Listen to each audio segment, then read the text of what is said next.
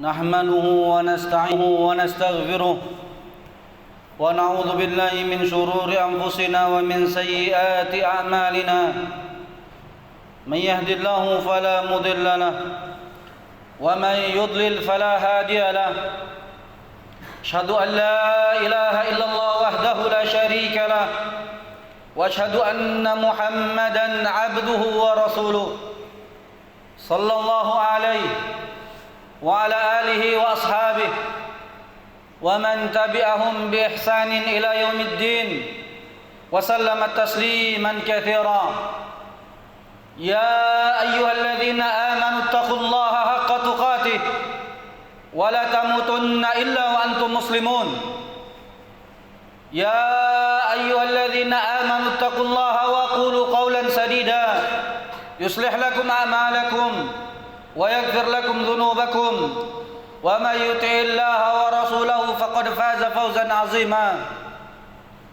أما بعد فإن أصدق الحديث كتاب الله وخير الهدى هدى نبينا محمد صلى الله عليه وسلم. شر الأمور محدثاتها فإن كل محدثة دين بدعة وكل بدعة ضلالة وكل ضلالة في النار. A'adzani Allah wa iyyakum minan nar. Masyarul muslimin sedang jamaah Jumat rahimakumullah. Sahabat yang mulia Abu Hurairah radhiyallahu anhu meriwayatkan sebuah hadis, dan hadis ini sahih, diriwayatkan oleh Imam Muslim di dalam sahihnya, bahwa suatu ketika Nabi sallallahu alaihi wasallam bertanya kepada para sahabatnya mengenai apa itu atau siapa itu orang yang bangkrut. Nabi bertanya, atadruna mal muflis? Tahukah kalian siapa orang muflis itu? Siapakah orang yang bangkrut itu sebenarnya? Qalu, sahabat kemudian menjawab dengan apa yang diketahui oleh mereka, al muflisu fina man la dirham lahu wala mata'. Orang yang bangkrut itu ya Rasul adalah orang yang tidak memiliki harta dan tidak memiliki apa-apa. Maka Nabi sallallahu alaihi wasallam kemudian menjelaskan kepada mereka siapa sebenarnya orang-orang yang bangkrut itu. Faqal, maka Nabi sallallahu alaihi wasallam mengatakan, innal muflisa min ummati, sesungguhnya orang-orang yang bangkrut di kalangan umatku, kata Nabi, mereka adalah ya'ti yaumal qiyamah bi salatin wa bi siyamin wa bi zakatin. Ya'ti yaumal qiyamati bi salatin, mereka kelak datang pada hari kiamat dengan membawa pahala salat mereka, wa siyamin, dan membawa pahala puasa mereka, wa zakatin, dan membawa pahala daripada zakat mereka. Ini isyarat menunjukkan bahwasanya orang ini adalah orang yang gemar beribadah, karena Nabi mengatakan dia membawa pahala salatnya, dan tentunya dia membawa pahala-pahala yang lainnya, kebaikan-kebaikan yang lainnya yang pernah dia lakukan ketika dia hidup di dunia. Wa ya'ti qad syatama hadha wa qadhafa hadha wa akala mala hadha wa safaka dama hadha wa daraba hadha. Kata Nabi, namun orang ini ketika dia di dunia, dia juga pernah mencaci, menghina, mengejek dan merendahkan orang lain dengan lisannya. Wa qadhafa hadha, dia pernah menuduh orang lain dengan tuduhan palsu. Wa akala mala hadha, dia pernah memakan harta saudaranya dengan cara yang batil. Wa safaka dama hadha, dia pernah menumpahkan darah orang lain. Wa dharaba hadha, dan dia pernah memukul orang lain. Dan juga contoh-contoh kezaliman yang lainnya yang pernah dia lakukan ketika dia hidup di dunia. Kemudian datanglah orang-orang yang dulu pernah dia zalimi, namun dia tidak mendapatkan hak mereka. Orang-orang yang dulu pernah dizaliminya, baik dengan lisannya, atau orang-orang yang dulu pernah dizaliminya dengan dipukul, atau dulu orang-orang yang pernah dizaliminya karena perbuatannya, maka mereka pun menghadap Allah, mendatangi Allah Subhanahu wa taala, meminta pengadilan kepada Allah, dan Allah Maha Adil di dalam memberikan keputusan. Maka mereka pun mengadu kezaliman yang dilakukan oleh orang ini, dan mereka tidak pernah mendapatkan hak mereka karena mungkin ketika di dunia mereka itu lemah, atau karena mungkin posisi mereka adalah orang yang miskin sehingga mereka tidak mampu untuk menuntut hak mereka ketika di dunia. Maka mereka meminta keadilan kepada Allah. Lalu Allah pun memanggil orang itu, orang yang membawa pahala yang banyak tadi, namun dia pernah berbuat zalim. Lalu kemudian kata Nabi, fayu'ta min hasanatihi wa hadha min hasanatihi. Lalu mulailah diambil kebaikan orang ini untuk diberikan kepada orang-orang yang pernah dizaliminya. Jika dia pernah menzalimi satu orang, maka diambil pahala kebaikannya untuk satu orang ini. Jika dia pernah menzalimi 10 orang, maka kebaikan-kebaikan yang pernah dia lakukan akan dibagi untuk 10 orang. Jika dia menzalimi 100 orang, maka kebaikan dia juga akan dibagi untuk 100 orang. Lalu bagaimana jika dia pernah menzalimi orang yang banyak dengan kebijakannya, dengan keputusan yang dia telah buat? Misalkan dia mem-PHK para karyawan tanpa hak, memutuskan pekerjaan orang lain tanpa adil. Berapa ratus orang misalkan. Kezaliman yang pernah dia lakukan, pasti dia akan mendapatkan balasan. Setelah dibagi seluruh kebaikannya, fa in faniyat hasanatuhu qabla an yuqdama alaihi. Udah habis ini pahalanya, namun masih banyak orang yang menantri antrian untuk menuntut haknya, belum selesai. Belum. Lihat. Pahalanya habis. Tadi dia telah membawa pahala salat yang banyak, dia telah membawa pahala puasa yang banyak, dia telah membawa pahala zakat yang banyak, dan pahala-pahala yang lainnya seperti bersedekah dan yang lain-lain. Habis. Namun masih banyak orang yang mengantri untuk menuntut hak. Lalu Allah memerintahkan kepada para malaikat,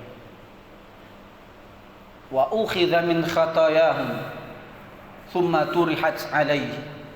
Lalu diambillah dosa-dosa orang yang tadi dizaliminya, lalu diletakkan ke dalam timbangan orang yang berbuat zalim ini. Allahu Akbar. Saudara, bayangkan orang yang memiliki timbangan kebaikan, belum tentu dia bisa selamat. Lalu bagaimana dengan orang yang kelak ditimbang dan dia telah habis amal kebaikannya, yang tersisa adalah amal kezaliman yang pernah dia lakukan, dosa-dosanya dan dosa-dosa orang lain yang ditimpakan kepada dirinya.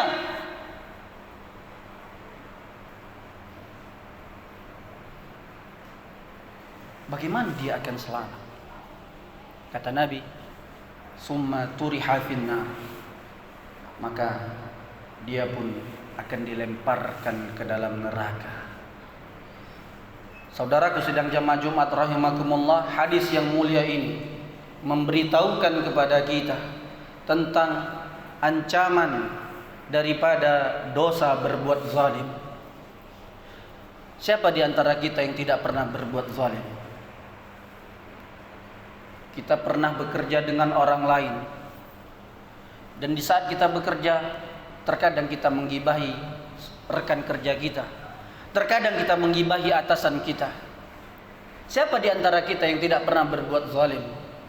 Terkadang kita bekerja mengambil fasilitas daripada kantor ataupun tempat kita bekerja untuk kita gunakan kepentingan pribadi kita. Siapa di antara kita yang tidak pernah berbuat zalim? Mungkin kita dahulu pernah memukul orang lain, atau kita pernah mengambil duit orang lain tanpa dia sadari. Saudaraku, Nabi menggambarkan bagaimana orang-orang yang bangkrut itu. Orang yang bangkrut dalam pengertian kita mungkin adalah orang yang tidak memiliki harta seperti kata para sahabat.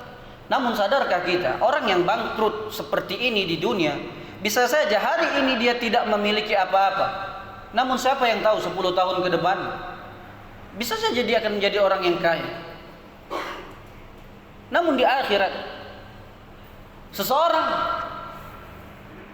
ketika dia telah menzalimi orang lain, dia membutuhkan saldo berupa pahala. Lalu bagaimana pahalanya telah habis? Apakah dia bisa menebusnya dengan hartanya? Tidak. Tidak lagi berguna dinar, wala dirham, wala mansab. Tidak ada yang namanya harta, pangkat dan kedudukan kelak pada hari kiamat. Tidak ada. Sekarang di dunia, engkau adalah orang yang kaya raya. Sekarang di dunia, engkau adalah orang yang memiliki pangkat dan jabatan. Namun ingatlah wahai saudaraku, semua itu pasti akan sirna. Semua itu pasti akan musnah. Yang kekal adalah hanya Allah tabaraka wa ta'ala.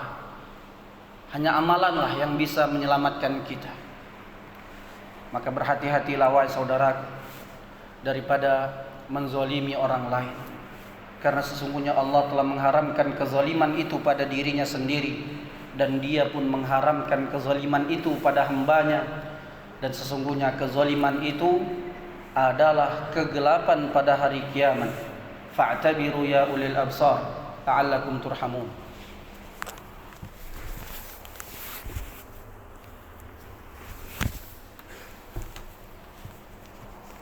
Alhamdulillahi wa kafa, wassalatu wassalamu ala nabiyil mustafa sayyidina wa maulana Muhammadin wa ala alihi wa ashabihi wa man ihtada.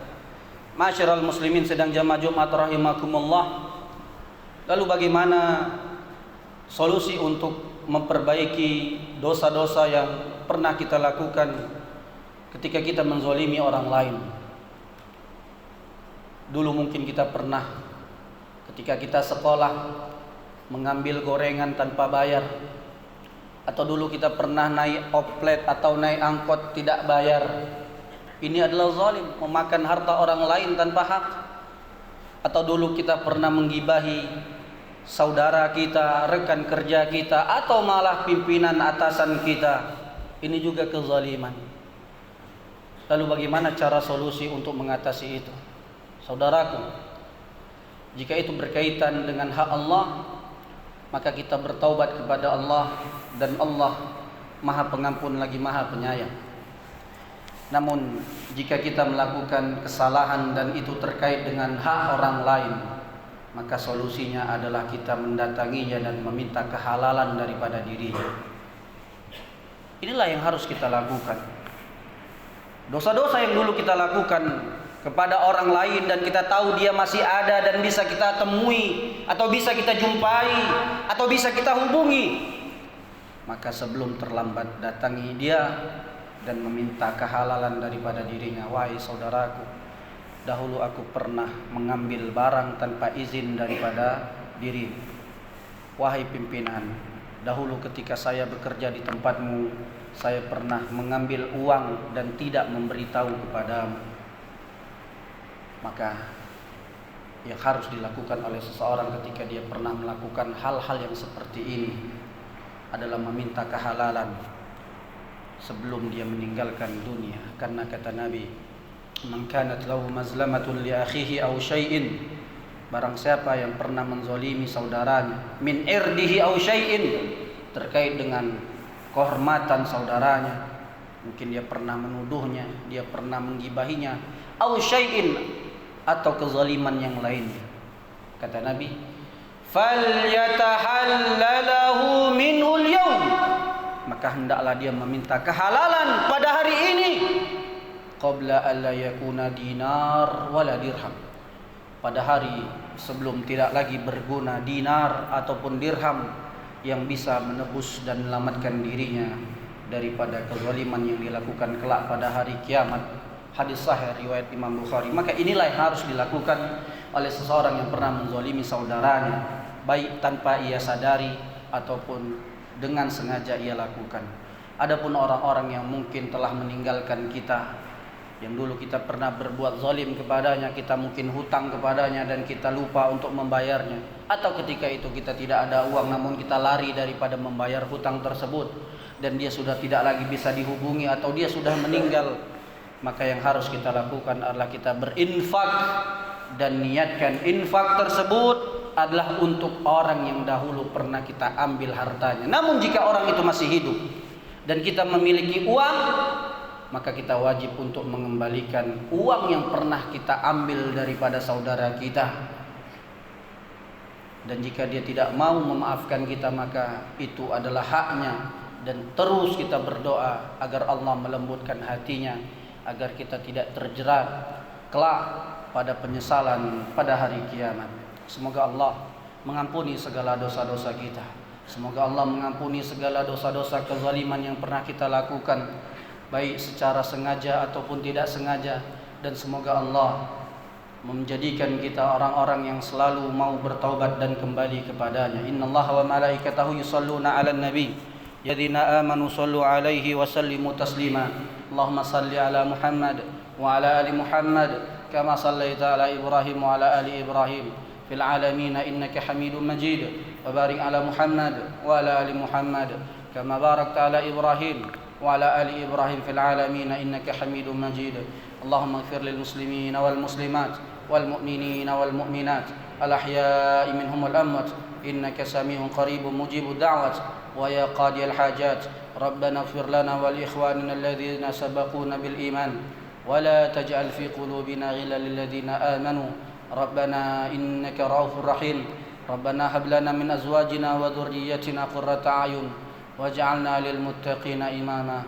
Allahumma inna nas'aluka al jannata wa ma qarraba ilaiha min qawlin aw amal wa na'udzu bika minan nari wa ma qarraba ilaiha min qawlin aw amal. Rabbana atina fid dunya hasanah wa fil akhirati hasanatan wa qina adzaban nar.